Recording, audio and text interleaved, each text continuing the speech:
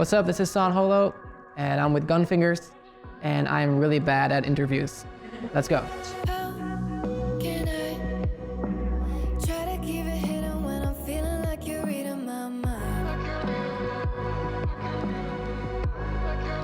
I started playing guitar when I was 13 years old. I first fell in love with, playing in bands and playing guitar. Then I discovered making beats, and making beats gives me so much freedom. There's no rules in beat making. There's no rules you have to follow. The beat making kind of evolved into making electronic music and bass music. But to say that there's one specific track in bass music that convinced me to make bass music, that would be a lie. So I get my inspiration from all kinds of things, from classical music to bands, to rock music, to trance and trap music. That's why I always kind of freak out when people ask me a question like, what is your favorite, or what specific song got you into this? Because it's just really more of a combination of a lot of things.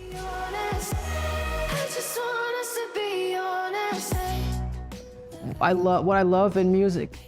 I love music that makes me feel. I love music that makes takes me on a journey. I love chord progression. So I think a couple of producers that are really at the forefront of doing melodic trap stuff were like Rusty, Hudson Mohawk. They really got me into melodic beat music. But honestly, a classical music piece inspires me just as much as a bass music artist in making an electronic dance music song.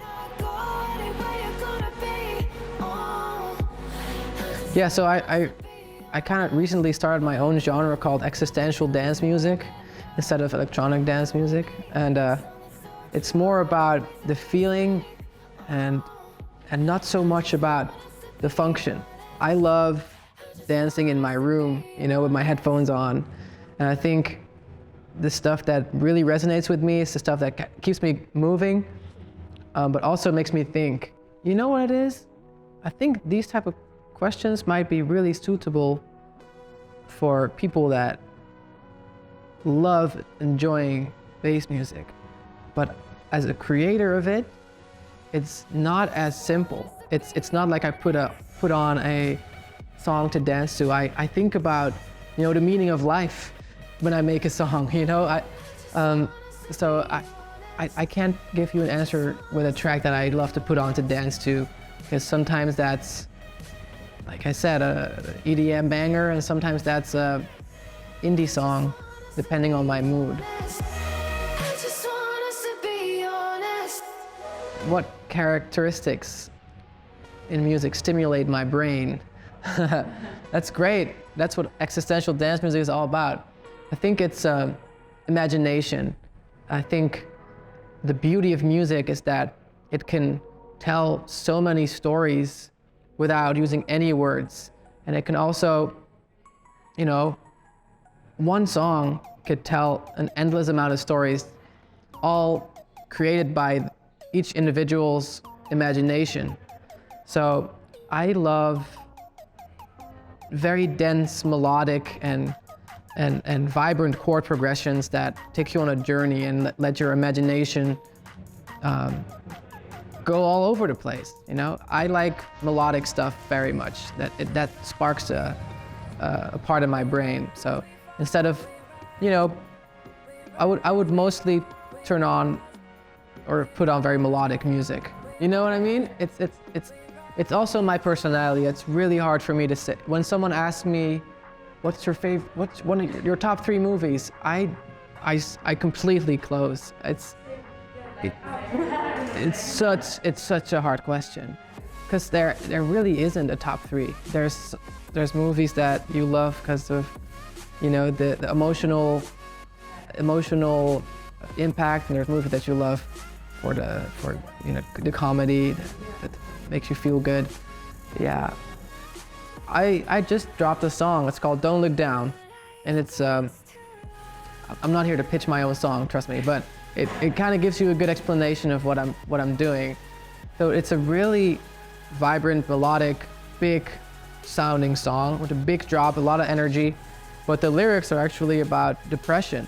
So it's this contrast of like a really loud, almost euphoric type beat, but then with a very deep lyric about, you know, the depression and how life can bring you down, but finding the strength to keep going. And I think by using certain melodies and certain words, I hope people just feel that motivation to keep going, you know? It's not me saying, yeah, when someone tells you, hey, keep your head up, that can just be words, but when you combine that with music, with the power of music and the melodies and the impact of chords and chord progressions, that can change someone's life, you know? So I think music is so powerful. Music is like sacred, and yeah, I'm really not answering your question, I realize that, but that's what I have to say about, you know, the importance of music.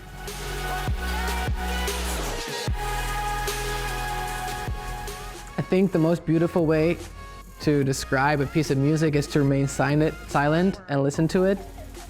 And this sounds like a very floaty, philosophical answer, but imagine me describing love.